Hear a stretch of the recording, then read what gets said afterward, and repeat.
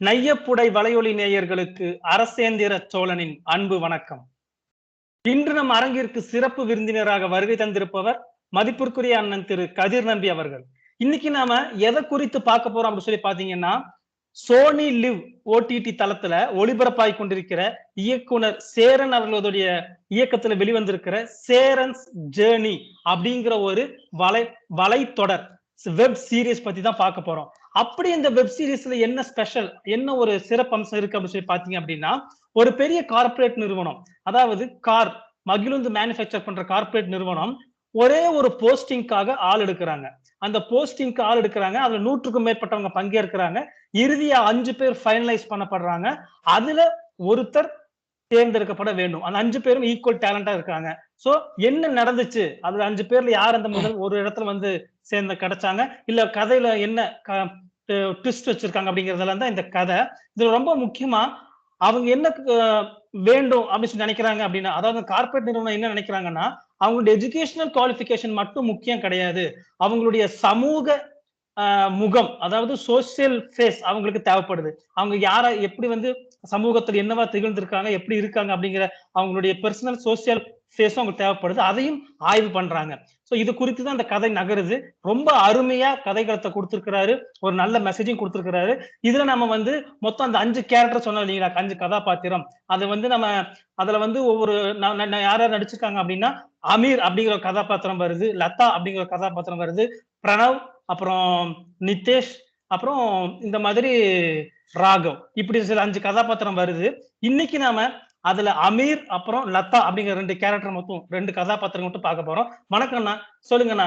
அந்த அமீர் அப்படிங்கிற அந்த ஒரு கேரக்டர், அந்த சாமானிய மனிதன் படுற அவஸ்தை, அதனால வந்து சமுதாயத்துல என்னென்ன ஃபேஸ் பண்றான், என்னென்ன எதிர்கொள்கிறான் அப்படிங்கறத வந்து நீங்க அதுல எப்படி பாத்தீங்க, அந்த அந்த அந்த வெப் சீரிஸ் அப்படிங்கறத பகிர்ந்து கொள்ளுங்க. வணக்கம் அரசேந்திரன், நல்லா இருக்கீங்களா? வணக்கண்ணா. நல்லா இருக்கு. நல்லா இருக்கீங்களா? மகிழ்ச்சி, நல்லா இருக்கேன். நையப்புடை வலையொலி மூலமா உங்களை சந்திக்கிறதுல மகிழ்ச்சி. நையப்புடை வலையொலி நண்பர்களுக்கும் என்னோட வணக்கங்கள். சேரனுடைய ஜேர்னி அப்படின்ற இந்த வலைத்தொடர், இந்த வெப் சீரிஸ் சோனி லிவ் அப்படின்ற ஒரு வலைத்தளத்துல வந்திருக்கு. ஓடிடி ஓவர் த டாப் சொல்லக்கூடிய ஓடிடி தளத்துல வந்திருக்கு. நல்லா இருக்கு. இந்த படம் நல்லா இருக்கு. அதாவது வலைத்தொடர்னு சொல்ல முடியாது. என்னை பொறுத்த வரைக்கும் இது ஒரு 5 படங்களா வந்திருக்கணும். ஆனா இது வந்து 5 நபர்களை வைத்து ஒரு வலைத்தொடராக சேரன் இயக்கி இருக்காரு. நீங்க சொன்னது போல நல்ல மெசேஜஸ் இருக்கு. நிறைய தாட் ஃபார் டே அப்படின்ற மாதிரி, தாட் ஃபார் த லைஃப் அப்படின்னு நம்ம சொல்லலாம். அப்படியான செய்திகளோட இந்த படம் வந்திருக்கு. இது கண்டிப்பா எல்லாரும் அந்தந்த ஓடிடி தளங்கள்ல பாருங்க. 5 நபர்களுக்கு 5 நபர்களுடைய குமுக வாழ்க்கை, சோசியல் லைஃப், அதையும் அவதானிக்கின்ற ஒரு நிறுவனத்தினுடைய ஒரு வேலை இருக்கு. அதைத்தான் நம்ம பேசிட்டு இருக்கோம். ரொம்ப நல்லா இருக்கு இந்த படம். வந்து ஒரு ரொம்ப யூத்ஃபுல்லா, ரொம்ப கலர்ஃபுல்லா, அழகா அந்த படம் வந்திருக்கு. எல்லாருக்குமே வந்து சேரனுடைய படங்கள் வந்து ஒரு ட்ரேட்மார்க் இருக்கும். அந்த ட்ரேட்மார்க் கொஞ்சம் கூட குறையல. அவ்வளவு அழகா அந்த படம் வந்திருக்கு. 5 கதாபாத்திரங்களுக்குமே ஒவ்வொரு கதைகள் இருக்கு. அந்த 5 கதைகளுமே பாத்தீங்கன்னா இந்த சமூகத்தில் இருக்கிறது தான், இந்த குமுகத்தில் இருக்கக்கூடிய கதைகள் தான். புதுசா இங்கிருந்து வர கிடையாது, கற்பனை கிடையாது. இது வந்து எந்த விதமான மாயாஜாலமும் கிடையாது. ஏற்கனவே இங்கு இந்த ரத்தமும் சதையுமாக வாழ்ந்து கொண்டிருக்கின்ற மனிதர்களுடைய கதைகளைத்தான் இந்த படம் பிரதிபலிக்கும். நிச்சயமா. அதுல இன்னைக்கு நம்ம அமீர்ங்கிற கேரக்டர் பாக்குறோம். அந்த அமீரோட கேரக்டர் எப்படி காட்டியிருக்காங்கன்னா, ஒரு இளைஞன் வேலை படித்துக் கொண்டிருக்கிறார், கல்லூரி படித்துக் கொண்டிருக்கிறார். ஒரு சாதாரண குடும்பம், ஒரு செருப்பு கடையில் வேலை செய்யக்கூடிய அப்பா, வீட்டில வந்து இருக்கக்கூடிய அம்மா, அந்த மாதிரி ஒரு கேரக்டர். அதுல அவர் படக்கூடிய அந்த அந்த ஒடுக்கப்பட்டவர்கிற அவஸ்தை, அதை பத்தி எல்லாம் நீங்க எப்படி பாத்தீங்க? அது உருக்கமா உண்மையிலுமே அதை பார்த்த உடனே ரொம்ப படபடத்துருச்சு. ஏன்னு கேட்டீங்கன்னா, நிறைய திரைப்படங்கள்ல கூட அது மாதிரிலாம் கொண்டு வந்திருப்பாங்க. அப்படி ஒரு சாமானியன் வாழ்க்கையில எவ்வளவு கஷ்டப்படுறான், அவன் ஒடுக்கப்பட்டிருக்கிற ஒரே காரணத்துக்காக அவன் எவ்வளவு துயரங்களை தாண்டி வரான் அப்படிங்க சொல்லியிருப்பாங்க. இதுலயும் அதை சொல்லியிருக்காங்க. நீங்க அதுல உங்களுக்கு பார்த்து பிடிச்சது என்ன, சொல்றதுல என்னன்னா? அமீர் கதாபாத்திரம் வந்து ரொம்ப அண்மை காலங்கள்ல நம்ம அனுபவிக்கின்ற அல்லது நம்ம உணர்கின்ற நாம் பார்க்கின்ற ஒரு கதாபாத்திரம் தான். ஒரு லோயர் மிடில் கிளாஸ் ஃபேமிலியில இருந்து ஒரு ஒரு தான் வந்து தன்னை இந்த குமுகத்துல நிறுத்தி கொண்டு அவனோட வாழ்க்கையை வளப்படுத்திக் கொள்கின்ற போராட்டம் இருக்குல்ல, அது அது ரொம்ப இயல்பாக காமிச்சிருக்காங்க. அதுல குறிப்பா அமீர் பத்தி ஏன் நம்ம பேசுறோம் அப்படின்னா, ஒரு மதம் சார்ந்து வருகின்ற அடக்குமுறைகள், ஒதுக்கல்கள், இந்த இந்த பெயரை உடையவனா நீ, அப்ப நான் இப்படிப்பட்டவனா இருப்ப அப்படின்னு சொல்லக்கூடிய அந்த பொது புத்தி இருக்குல்ல, அந்த பொது புத்தியை உடைக்கின்ற இடமாகவும் அந்த பொது புத்தியை கேள்விக்குட்படுத்துகின்ற இடமாகவும் அமீரோட கதாபாத்திரம் இருக்கு. சோசியல் லைஃப்ல இன்னைக்கு இருக்கக்கூடிய குமுக ஊடகங்களா இருக்கட்டும், குமுக வாழ்க்கையா இருக்கட்டும், ஒரு ஒரு சிறுபான்மை மதத்தை சேர்ந்தவரா இருக்கிறதுனால, இப்போ தனிப்பட்ட முறையில எனக்கு சிறுபான்மை அப்படின்ற சொல்றதுல உடன்பாடு இல்லை. இருந்தாலும் இந்த பொது உரையாடல்கள் அப்படி இருக்கிறதுனால அதுங்கிறது நான் சொல்றேன். ஒரு இஸ்லாமியரை நீங்க பாத்தீங்க அப்படின்னா என்ன பண்றீங்க? பொதுவா என்ன நடக்குது? ஒண்ணு அவரை வந்து ஒரு சந்தேக கண்ணோடு பாக்குது ஒரு பார்வை, இல்லைன்னா பாய் வாங்க பாய் பிரியாணி கொடுங்க பாய், ரம்ஜானுக்கு பிரியாணி கொடுங்க பாய் அப்படின்னு சொல்லி கட்டி பிடிக்கிற அறத்தழுவுன்ற ஒரு ஒரு ஒரு மனநிலை இருக்கு. ரெண்டுமே எக்ஸ்ட்ரீம் மனநிலையா இருக்கு. ஒண்ணு விரட்டுது, இன்னொன்னு ரொம்ப ஆராதிக்குது. இது ரெண்டுமே இல்லாம நீ இயல்பா இரு. சக மனுஷனை வந்து பார்க்கும் பொழுது அரசேந்திரனா வாங்க ரசேந்திரன் நல்லா இருக்கீங்களா, அது மாதிரி வாங்க ரசாக் நல்லா இருக்கீங்களா, இப்படி ஏன் கேட்க நீ தயங்குற? ஏன் அந்த அந்த அந்த அந்த பார்வை உனக்கு ஏன் வரமாட்டேங்குது? அந்த படத்துல வந்து அவர்தான் அவருடைய மதத்தினால நான் சிறுபான்மையா இருக்கேங்கிற மாதிரி நினைச்சுக்கிற மாதிரி தான் தெரியுது. இல்ல நீங்க அதை எப்படி பார்த்திருக்கீங்க? இல்ல, அது ஒரு தாழ்வு மனப்பான்மை சிக்கலா கூட இருக்கலாம். அப்படியான ஒரு தாழ்வு மனப்பான்மையும் வெளிப்படுது இல்லையா? அமீருங்கிற பேரு வந்து அவர் எழுதி எழுதி அடிச்சுக்கிட்டே இருக்காரு பாருங்க. எழுதி எழுதி அடிக்கிறாருல, ஏன் அடிக்கிறாருன்னா அந்த பேர் வந்து அவரை குற்ற உணர்வுக்கு உள்ளாக்குது. அப்பனா அந்த குற்ற உணர்வு அல்லது ஒரு தனிமைப்பட்ட ஒரு உணர்ச்சியை ஏற்படுத்துதுன்னா அது யார் செய்யறான்னு நம்ம பார்க்கணும்ல. இப்போ விரும்பியே வந்து நான் என் பேரை எழுதி எழுதி அழிக்க மாட்டேன். எனக்கு இந்த பேர் பிடிக்கலன்னு அழிக்க மாட்டேன். ஏதோ ஒரு தாக்கம் இருக்கு. இப்ப என்னோட பெயரே வந்து பாத்தீங்கன்னா நான் குமுக ஊடகங்கள்ல கதிர் நம்பின்னு பேர் வச்சிருக்கு. ஆனா என்னோட இயற்பெயர் ரகுநாத சேதுபதி.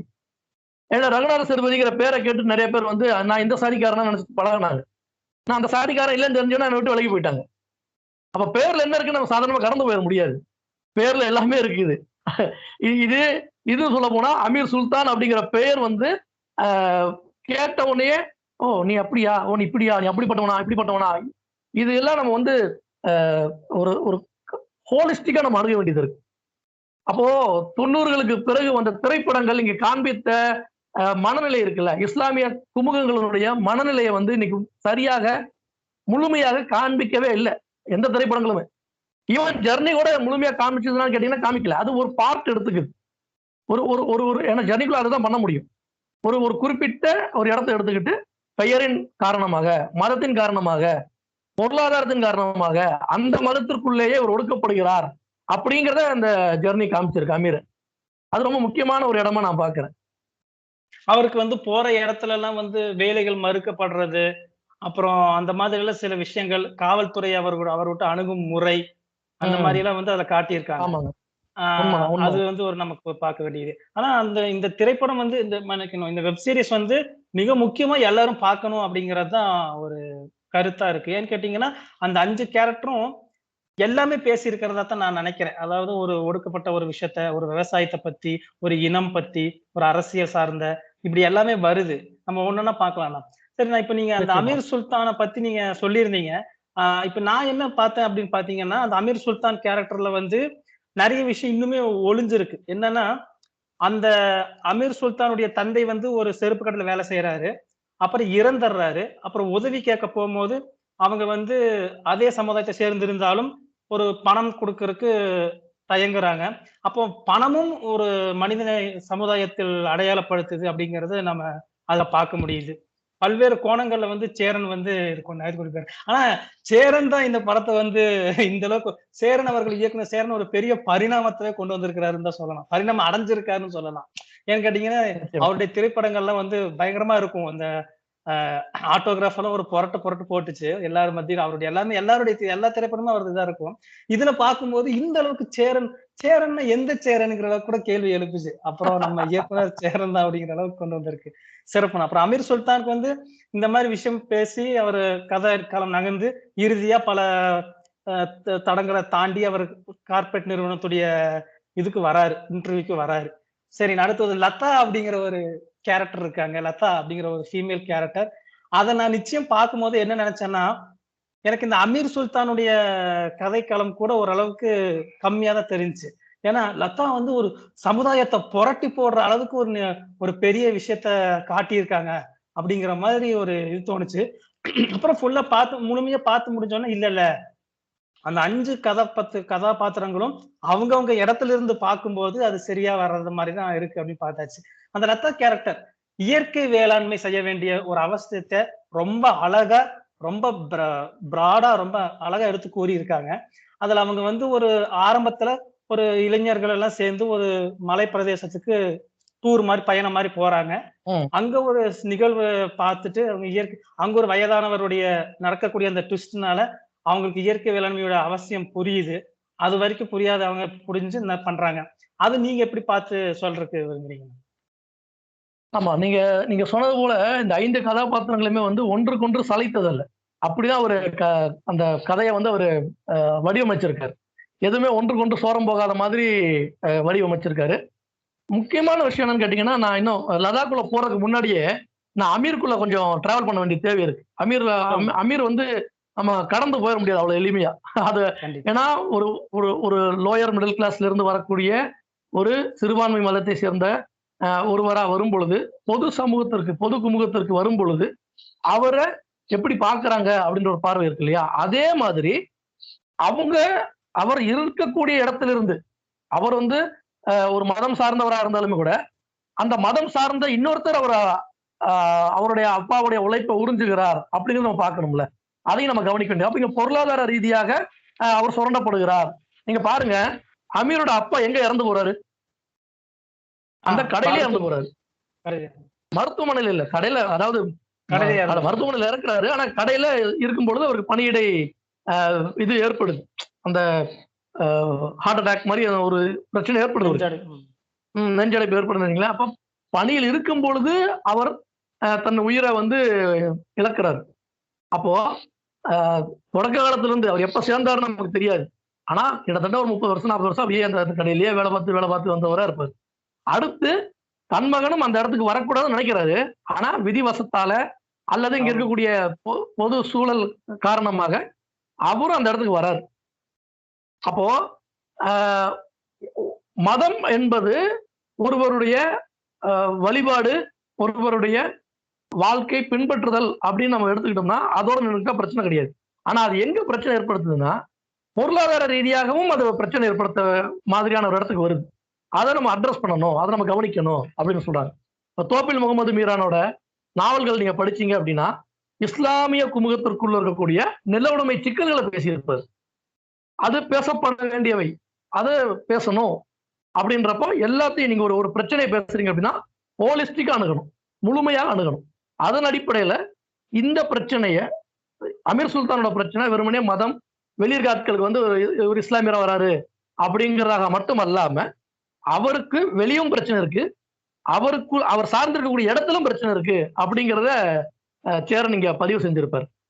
முக்கியமா பார்க்க வேண்டிய விஷயம் தான் இல்லைங்களா? ஆமாமா ஆமாங்க ஆமாங்க. ரொம்ப நுட்பமா அந்த எபிசோடுகளை எல்லாம் 9 எபிசோடுகளையும் என்ன கேட்க போனா 2 தடவை பார்த்தாலும் கூட அந்த ஒரு இது புரியாத அளவுக்கு பார்க்கணும். அதுல பல ஆங்கிள் டைமென்ஷன் நிறைய கொடுத்திருக்காங்க, சொல்லி இருக்காங்க. நிச்சயமா. நீங்க அமீர் சுல்தானோட அப்பா புரிஞ்சுக்கிறாரு, அமீருக்கு ஏதோ பிரச்சனை இருக்குன்னு புரிஞ்சுக்கிறாரு. அந்த பிரச்சனையை புரிஞ்சுக்கிறாரு. ஆனா அவர் தொழுகை செய்யும் பொழுது அவர் டிஸ்டர்ப் ஆகுறாரு. தன் பையனுக்கு ஏதோ பிரச்சனை இருக்குங்கிறது டிஸ்டர்ப் ஆகுறாரு. அப்ப அந்த தொழுகை அந்த சீன் பாத்தீங்கன்னா உங்களுக்கு அவ்வளவு அழகா மும்முக்கையை நடிச்சிருப்பாரு. அவர் வெட்டரன் மலையாளி ஆக்டர், அவரு நல்லா அற்புதமா நடிச்சிருக்காரு. எனக்கு தெரியல, எனக்கு முதல்ல பார்க்கல, தெரியல, வேற யாரும் நடிச்சு. அதுக்கப்புறம் நான் திருப்ப ரிசர்ச் பண்ணும் பொழுதுதான் ஒரு பெரிய நடிகர் அப்படின்னு நமக்கு தெரியுது. அப்போ அது அவ்வளவு அழகா அந்த எமோஷன்ஸை வெளிக்காட்டி இருப்பாரு. தொழுகை செய்யும் பொழுது தன் மகனுக்கு ஒரு பிரச்சனை இருக்குங்கிறத அதையும் உணர்ந்துகிட்டு அது அந்த ஆசிலேஷன் ஆகுது. அந்த மைண்ட் ஆசிலேஷன் ஆகி அதுக்கப்புறம் போய் அவர் மகன்கிட்ட பேசுறாரு. அதெல்லாம் ரொம்ப அற்புதமா இருக்கும். அப்போ அமீர் வந்து சொல்லும் பொழுது, பறக்கும் பொழுது நான் இப்படி வந்தனோ, சாகும்பொழுது நான் அப்படிதான் போக போறேன். இடையில ஏன்டா போட்டு என்ன இம்சை பண்றீங்க? என்ன இம்சை பண்றது போலவே நீங்களும் உங்களை இம்சை பண்ணிக்கிறீங்களடா அப்படிங்கிற மாதிரியான ஒரு மனநிலைக்கு வந்துருவான். நீங்க நீங்க படிச்ச படிப்புக்கு கல்ஃப் கண்ட்ரிஸ் உங்களுக்கு நல்ல வேலை கிடைக்குமா, அங்க போயிருங்களேன் அப்படின்னு சொல்லக்கூடிய ஒரு ஒரு விஷயம் இருக்கு இல்லையா? அது வாழைப்பழத்துல ஊசி குத்துற மாதிரியான ஒரு விஷயம். நான் விருப்பப்பட்டு போறதுன்னு ஒண்ணு இருக்கு. ஆனா நீ ஏன் என்ன தள்ளி விடுற அந்த இடத்துக்கு அப்படின்னு ஒரு கேள்வி வருது இல்ல? இது அழகா அந்த தேரன் வந்து அந்த இடத்துல காண்பிச்சிருப்பாரு. இது ஏன் ஊருங்க, நான் ஏங்க போகணும், அவன் எதுக்குங்க போகணும் அப்படின்னு கேட்பான் பாருங்க. நான் இங்கதான் இருப்பேன், நான் இங்கதான் இருந்து படிப்பேன், இங்கதான் வாழ்வேன், இங்கதான் சம்பாதிப்பேன், இங்கதான் நான் வீடு கட்டி வாழ்வேன், இது என்னுடைய மண், இது இந்த மண்ணை விட்டு நான் எப்படி போக முடியும் அப்படின்ற ஒரு ரெசிஸ்டன்ஸ் வருது இல்ல? அது அந்த அமீருக்குள்ள ஒரு ஒரு ஒரு ஒரு தோல்வி மனப்பான்மைக்குள்ள இருந்த ஒரு தாழ்வு மனப்பான்மைக்குள்ள இருந்தாலுமே கூட நான் விட மாட்டேன் அப்படி அந்த கம்பேக் வருது பாருங்க, அந்த டிட்டர்மினேஷன். அது ஒரு சிம்பிள் ஆஃப் ரெசிஸ்டன்ஸ் நம்ம பார்க்கலாம். நீங்க சாதியின் பெயரால் ஒடுக்கப்பட்டாலும் சரி, மதத்தின் பெயரால் ஒடுக்கப்பட்டாலும் சரி, இனத்தின் பெயரால் ஒடுக்கப்பட்டாலும் சரி, ஒரு மொழியின் பெயரால் நீங்க ஒடுக்கப்பட்டாலும் சரி, நீங்க திரும்பி மீண்டு எழுந்து வந்து நான் அப்படி அல்ல அப்படின்னு உங்களை நிரூபிப்பதற்கான ஒரு வடிவமாக நான் அமீரை பார்க்கிறேன் அந்த இடத்துல. நிச்சயம். அடுத்து இந்த லதா அப்படிங்கிற அந்த கதாபாத்திரம், அந்த அந்த பயணத்துல அவங்க போறாங்க, ஒரு மேற்கு ஒரு மலை சார்ந்த பகுதிக்கு வந்து டூர் போறாங்க. அங்க போன உடனே அவங்க உணவு கிடைக்கல. எந்த இரவு பொழுது எங்கேயுமே வந்து சாப்பாடு கிடைக்காதனால ஒரு வயசான அவங்க வீட்டுல போய் கதவை தட்டுறாங்க. அந்த ஐயா வந்து சாப்பாடு போடுறாரு எல்லாத்துக்கும். ஒரு கண்டிஷன் வைக்கிறாரு.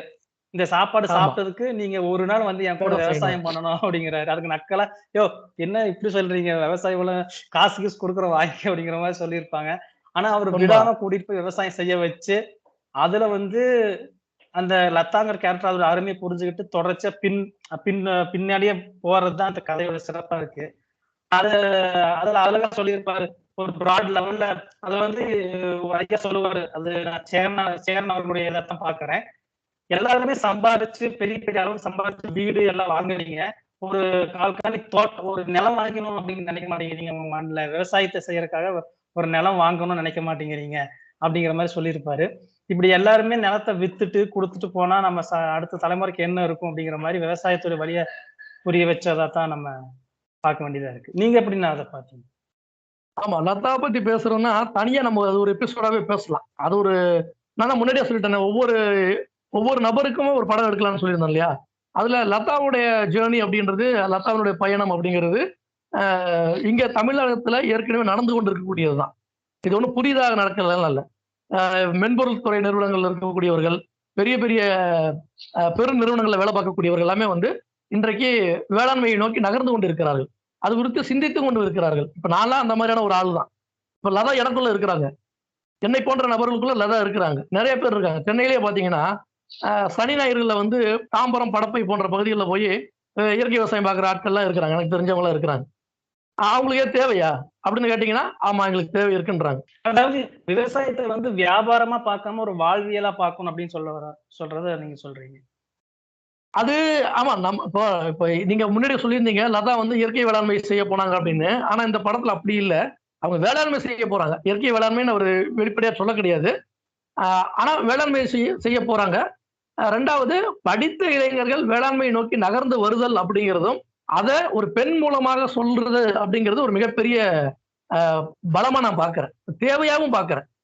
பலமா அப்படிங்கிறது சேரனுக்கு அது பலமான்னு கேட்டீங்கன்னா, அவர் ஒரு கேரியரை பில்ட் பண்றதுக்கு, அவர் கேரியர் எலிவேஷனுக்கு அப்படிங்கிறதெல்லாம் கிடையாது. இந்த சமூகத்திற்கு இந்த இந்த இந்த இந்த சூழலுக்கு அது உகந்ததா இருக்குது. அது தேவையாகவும் இருக்குது. அந்த ஆஸ்பெக்ட்ல அந்த இடத்துல வந்து நான் இந்த ஜேர்னியோட பார்க்கிறேன் நான். அது லதாவுடைய கேரக்டர். நீங்க சொன்ன போல படித்த இளைஞர்கள் தான். படிச்சுட்டு நிறைய பேர்ல இப்போ டூர்லாம் இப்போ நீங்க பார்த்துருப்பீங்கல்ல, கோயம்புத்தூர்ல இருந்து ஊட்டி போறவங்க எல்லாம் டீ சாப்பிட ஊட்டி போவாங்க. சும்மா ஒரு பைக் எடுத்துட்டு அப்படியே ஒரு ரைடு போவாங்க. டீ சாப்பிட ஊட்டி போயிட்டு நம்ம அப்படியே போன ஆட்கள் தானே போவோம். அப்ப போகும்போது என்ன பண்ணுவோம், நம்ம அந்த சீனரிஸை ரசிப்போம். நம்ம அந்த கிளைமேட் என்ஜாய் பண்ணுவோம். அப்படியே கிரீனிஷா, அப்படியே ஒரு கிளவுடியா இருக்கக்கூடிய ஒரு கிளைமேட் என்ஜாய் பண்ணி நம்ம வந்து என்ன பண்ணுவோம், நம்மளுடைய தனிநபர் சார்ந்த ஒரு சுகத்தை, ஒரு இன்பத்தை சுகிர்ந்துட்டு வந்துருவோம் நம்ம. சொல்லுங்கண்ணா. அதான் அந்த கிளவுடியா என்ஜாய் பண்ணிட்டு அதை நம்ம ஃபீல் பண்ணிட்டு வந்துடுறோம். ஆனா அங்க பக்கத்திலேயே தேயிலை தோட்டங்கள் இருக்கும். அங்க பக்கத்திலேயே கேரட் உற்பத்தி செய்யக்கூடிய தோட்டம் இருக்கும். காலிஃப்ளவர் செய்வாங்க, முட்டைக்கோஸ் செய்வாங்க, உருளைக்கிழங்கு உற்பத்தி செய்வாங்க. இதெல்லாம் நம்ம பார்த்துருக்கவே மாட்டோம். நம்ம கிரீனிஷா நம்ம பார்த்துட்டு வந்துடுறோம். ஆனா அங்க ஒரு உழைப்பு நடந்துட்டு இருக்கு. அந்த உழைப்பை நம்ம நுகர்ந்து கொண்டு இருக்கின்றோம். ஒரு டீ சாதாரணமா நம்ம குடிச்சிடறோம். ஆனா அந்த டீ எங்கிருந்து வருது அப்படிங்கிற உரையாடல் நம்ம செய்யறதே கிடையாது. அது போலதான் ஒரு சாப்பாடு அப்படிங்கிறது எங்கிருந்து வருது, காய்கறி எங்கிருந்து வருது அப்படிங்கிற குறைந்தபட்ச அறிவாவது நமக்கு வேண்டும், அது குறித்த சிந்தனையாவது வேண்டும் அப்படின்னு சொல்றதுதான் இந்த ஜெர்னில நாம புரிஞ்சுக்கணும். ஜெர்னில நிறைய சொல்றாங்க. குறைந்தபட்சமா ஒரு ஒரு ஒரு ஒரு படம் அப்படிங்கிறது என்ன செய்யும்? ஒரு சினிமாங்கிறது என்ன? ஒரு சினிமா அப்படிங்கிறது வெறுமனே ஒரு படத்தை எடுத்து அந்த படத்தை மார்க்கெட் பண்ணி அது மூலமா சம்பாதிக்கிறது இல்ல சினிமா. அப்படிங்கிறது இல்ல சினிமா. சினிமா அப்படிங்கிறது ஆமாங்க, ஒரு விஷுவல் பெட்டிஷன், ஒரு கோரிக்கை படிமமா தான் சினிமாவை நம்ம பார்க்கணும். இப்போ லெனின் என்ன சொல்றாருன்னா, of all arts cinema is the most important for us அப்படின்றாரு. இருக்கக்கூடிய அத்தனை கலைகளிலும் சினிமா தான் நமக்கு முதன்மையானது அப்படின்னு சொல்றாரு. அவங்க ஒரு சோசியலிஸ்டிக் மோட் ஆஃப் ப்ரொடக்ஷன்ல சினிமாவை பார்க்கறாங்க.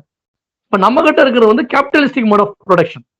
ஒரு முதலாளித்துவ உலகத்துக்குள்ள, முதலாளித்துவ வர்க்கத்துக்குள்ள முதலாளித்துவ ஊடகமாக சினிமா இருக்குது. சரி, இப்ப சேரன் என்ன செய்யறாரு? இந்த முதலாளித்துவ ஊடகத்துக்குள்ள இருந்து கொண்டு இந்த உழைக்கும் மக்களை பத்தி பேசுறாரு. சேரன் நம்ம அப்படிதான் புரிஞ்சுக்கணும். பாரதி கண்ணம்மால இருந்து, பொற்காலத்துல இருந்து, வெற்றி கொடிக்கட்டில இருந்து, மாயக்கண்ணாடி, அப்புறம் தவமாய் தவம் இருந்து, ஜெர்னி, இவை எல்லாம் வந்து இந்த முதலாளித்துவ உலகத்துக்குள்ள இருக்கக்கூடிய உழைக்கும் மக்களை பத்தி பேசுது. ஜெர்னி அப்படின்றது வெறுமனே ஒரு 5 கதாபாத்திரங்கள், 5 பேர் வெவ்வேறு இடத்துல இருந்து வராங்க, ஒரு வேலைக்கு போட்டி போடுறாங்க, அப்படி கிடையாது. அது வந்து ஒரு பிரேம். அந்த பிரேமுக்குள்ள என்னவா இருக்கிறாங்க அப்படின்னு பார்க்கும்பொழுது ஒவ்வொன்றும் ஒவ்வொரு ஆங்கிள் பேசுது. லதா வந்து விவசாயத்தை பத்தி பேசுறாங்க, அமீர் வந்து சோசியல் டிஸ்டன்ஸ், சமூக ஒதுக்குதல், அதை பத்தி பேசுறான். இவங்க ராகவ் வந்து கல்வி பத்தி பேசுறாப்புல.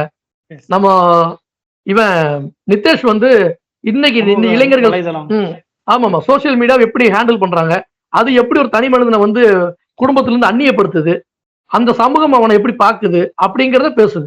ஸோ இது எல்லாம் சேர்ந்ததுதான் ஜெர்னி, இதெல்லாம் சேர்ந்ததுதான் சேரன். அப்போ சேரன் அப்படிங்கிறவர் வந்து தான் எடுத்த முதல் படத்துல இருந்து இன்றைக்கு வரைக்கும் அந்த இந்த சமூகத்திற்கு ஏதாவது ஒரு விஷயத்த சொல்லிக்கிட்டே போகணும் அப்படின்னு. ஒரு சினிமா அப்படிங்கிறது எப்படி இருக்கணும், ஒரு நல்ல சினிமானா என்ன அப்படின்னு கேட்டீங்கன்னா, சிந்திக்க வைக்காத சினிமா கெட்ட சினிமா அப்படின்னு நிழல் திருநாவுக்கரசு சொல்றாரு. அப்போ நம்ம என்ன புரிஞ்சுக்க வேண்டியது இருக்கீங்க? ஒரு சினிமா, ஒரு நல்ல சினிமாங்கிறது உங்களை சிந்திக்க வைக்கணும், உங்களை யோசிக்க வைக்கணும். சர்ஜி ஐன்ஸ்டைன் சொல்லிட்டு ஒரு ரஷ்ய திரைப்பட இயக்குனர், அவர் பெரிய பேர் வாங்கினவர். அவர் என்ன சொல்றாருன்னா, ஒரு பார்வையாளனும் ஒரு படைப்பாளியாக மாறணும் அப்படிங்கிறார். பார்த்து ஒரு பார்வையாளனும் படைப்பாளியா மாறணுங்கிறார். அப்படின்னா அந்த அளவுக்கு டயலாக் நடத்தணும், உங்க இந்த படைப்பு உங்களோட டயலாக் நடத்தணும். சேரனுடைய படங்கள் எல்லாமே இந்த சமூக ஊடகங்கள்ல, இன்னைக்கு சமூக ஊடகங்கள்ல இன்னைக்கு ஒரு 10 வருஷத்துக்கு வந்தது தானே. அதுக்கு முன்பு இருந்த சமூக தளங்கள்ல சேரனுடைய படங்கள் உரையாடலை நிகழ்த்தி கொண்டே இருந்தன, இப்போதும் நிகழ்த்துகின்றன. வெற்றி கொடிக்கட்டு படமா இருக்கட்டும், பாரதி கண்ணம்மா படமா இருக்கட்டும், தவமாய் தவம் இருந்த படமா இருக்கட்டும், இதெல்லாம் அப்சல்யூட் கிடையாது, இதெல்லாம் டீகமிஷன் கிடையாது, இதெல்லாம் வந்து அவுட்டேட்டட் கிடையாது, இன்னைக்கும் தேவைப்படக்கூடிய செய்திகள். அந்த வகையில தான் இந்த ஜெர்னி நம்ம பார்க்க வேண்டியதா இருக்கு. ஒரு காய்கறி உற்பத்தி ஆகிற இடத்துல அந்த உழைப்பாளி, அந்த உழவன் எவ்வளவு கஷ்டப்படுறான் அப்படிங்கிறது நுகர்ப்பு குமுகத்தில் இருக்கக்கூடியவர்கள் உணர வேண்டும். அப்போ அவர்கள் அந்த உற்பத்தி குமுகத்தில் இருக்கக்கூடியவர்கள் படுற கஷ்டத்தை நீங்களும் உணரணும், உங்களால முடிஞ்சா நீங்களும் கை கொடுங்க அப்படிதான் சொல்றாரு. அதுல ஒரு அழகான சொல்யூஷன் சொல்றாருங்க. இப்படி சொன்ன அடுத்த என்ன சொல்லுவாங்க தெரியுமா, நீ என்ன படிச்சு விட போற, விவசாயம் பண்ண கூப்பிடுற, நாங்களா படிச்சு நாங்களா வெளிநாட்டுக்கு போகணுங்கிறோம், வெவ்வேறு இடங்களுக்கு போகணும்னு நினைக்கிறோம். விவசாயம் பண்ணக்கூடாது, பண்ணணுங்கிற அவசியம் இல்லைங்கிற அளவுக்கு பேச ஆரம்பிச்சிட்டாங்க. ஆமா, இப்ப அதுதான் இப்ப அவருமே சேரனுமே ஜெர்னல் என்ன சொல்றாருன்னா, படித்து விட்டு நீங்கள் வேலைக்கு செல்லுங்கள், வேலையில் இருந்து கொண்டே வேளாண்மையும் பாருங்கள். உங்களால முடியலையா, அப்படி ஒரு வேளாண்மை செய்யக்கூடியவர்களை ஊக்குவியுங்கள். புரிஞ்சுக்கிடணும். இது நம்ம என்னன்னா எக்ஸ்ட்ரீம் இடத்துக்கு போயிடும். நம்ம படிச்சவன பூரா விவசாயமா கூப்பிடுற நீ பிற்போக்குத்தனமா யோசிக்கிற அப்படின்னு ஒரு மைண்ட் செட் எடுத்துறாங்க. அப்போ உற்பத்தி சமூகம் குறித்தான உரையாடலுக்குள்ள நுகர்வு சமூகத்துல இருந்தாலும் நீங்க வாங்கன்னு கூப்பிடுறதா இந்த உரையாடல். இந்த ஜெர்னில லதா செய்யக்கூடிய வேலை. அது முக்கியமான ஒரு விஷயம். லதா அப்படிங்கிற ஒரு பெண்ணை எடுத்து இந்த இந்த விஷயங்களை பேசுறாரு. எப்படின்னா பெண்கள் குறித்து பேசணும் அப்படின்னு கேட்டீங்கன்னா, இப்ப எங்க ஊர்ல வந்து விவசாயம் பண்றோம் கிராமத்துல. அங்க வந்து பெண்கள் என்ன சொல்லுவாங்கன்னு கேட்டீங்கன்னா, என்னோட வயல்ல வந்து நம்ம கருதறுத்துட்டு இருக்கும் பொழுது அவங்க சொன்ன ஒரு விஷயம் நான் கவனிக்கிறேன். நான் அந்த மக்களோட உரையாடும் பொழுது கவனிக்கிறேன். அவங்க என்ன பேசுறாங்கன்னு கவனிக்கிறேன். அப்படி கவனிக்கும் போது அவங்க ஒரு ஒரு ஒரு பேச்சு வருது. வாக்கப்பட்ட ஊருக்கு வந்துட்டோம்னா கட்டு சுமக்க சொன்னாலும் கட்டு சுமக்கணும் முடி, காலை விரிக்க சொன்னாலும் காலை விரிக்கணும் முடி அப்படின்னு ஒரு பெண் ஒரு அக்கா வந்து இன்னொரு அக்காட்ட சொல்றாங்க. இந்த ஒற்றை சொல்லாடல் பேசுகின்ற பெமினிசம் இருக்குல்ல, இது ரொம்ப முக்கியமானது. கிராமப்புறங்கள்ல நாட்டார் வழக்காறுகள்ல இருக்கக்கூடிய பெண்ணியம் இது. இந்த சொல்லாடல் வேணா உங்களுக்கு கொச்சையா இருக்கலாம், ஆனா அது பேசுகின்ற, அது சொல்லுகின்ற, உணர்த்துகின்ற ஒரு வழி இருக்குல்ல, ஒரு பொருண்மையம் இருக்குல்ல, ஒரு மெட்டீரியலிஸ்டிக் ஐடியா இருக்குல்ல, அதை நம்ம புரிஞ்சுக்கணும். அப்போ அங்க பெண்களை வந்து உழைப்பு சுரண்டல் செய்யறாங்க. சும்மா நாத்து நடுறது, நாத்து பறிக்கிறது, களை இருக்கிறது, களை எடுக்கிறது, கட்டு சுமக்கிறது, கருது இருக்கிறது, இதுக்கு மட்டுமே நீங்க பெண்களை வந்து ஒரு வேலையாள பாக்குற மனநிலை இருக்குல்ல.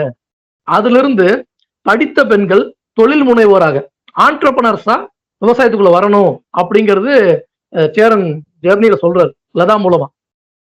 ஸ்டார்ட் அப்ஸ், நீங்க ஸ்டார்ட் அப்ஸ் எடுத்துட்டீங்கன்னா ஐடி கம்பெனிஸ் மட்டும் கிடையாது, கோர் கம்பெனிஸ் மெக்கானிக்ஸ் கிடையாது, தெர்மோடைனமிக்ஸ் மட்டுமே ஸ்டார்ட் அப்ஸ் கிடையாது.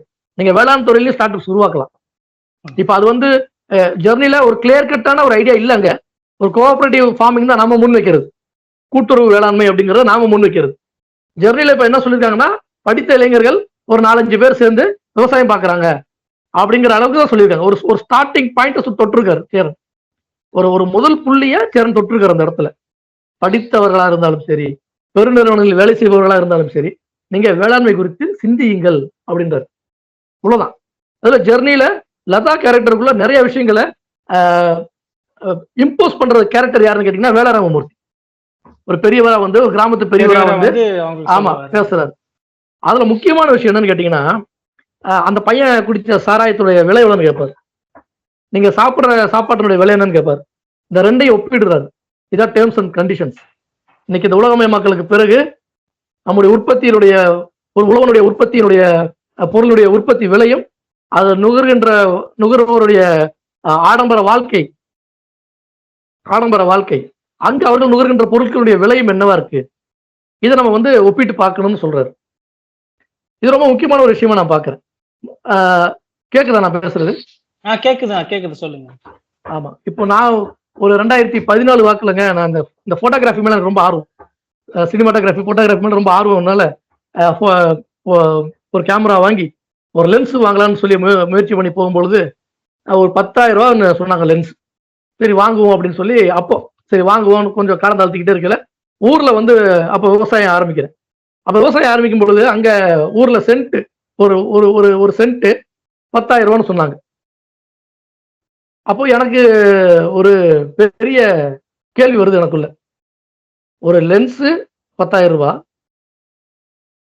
ஒரு சென்டினுடைய விலையும் 10,000 ரூபாய்ங்கும் பொழுது, அப்போ வேளாண்மைக்கு நம்ம எந்த இடத்துல முக்கியத்துவம் கொடுக்கிறோம், நிலத்துக்கு நம்ம எந்த இடத்துல முக்கியத்துவம் கொடுக்கணும் அப்படிங்கிற எண்ணம் எனக்கு வந்துச்சு. சொல்லுங்க. உங்களுடைய முகம் தெரியல, அதனாலதான் நான் நிறுத்திட்டேன். சரிதானே இப்போ வரல இன்னும். சரி, ஓகே. சொல்லுங்க. ஆமாங்க. அப்ப இந்த மாதிரி விவசாயத்திற்குள்ள வேளாண்மைக்குள்ள இளைஞர்கள் வரணும், படித்தவர்கள் வரணும், தொழில் முனைவோராக வரணும், கூட்டுறவு வேளாண்மையை முன்னெடுக்கணும் அப்படிங்கறது. இப்ப அவங்க லதாவுடைய நண்பர்கள் எல்லாம் சேர்ந்து வேளாண்மை செய்யறாங்க. அப்போ அவங்களுக்கு வந்து ஒரு நெருக்கடி வருது, அப்ப பண தேவை ஏற்படுது. எண்ட் ஆஃப் தி டே நமக்கு பணம் கண்டிப்பா வேணும். அப்படியான ஒரு உலகத்துல நம்ம வாழ்ந்துட்டு இருக்கோம்.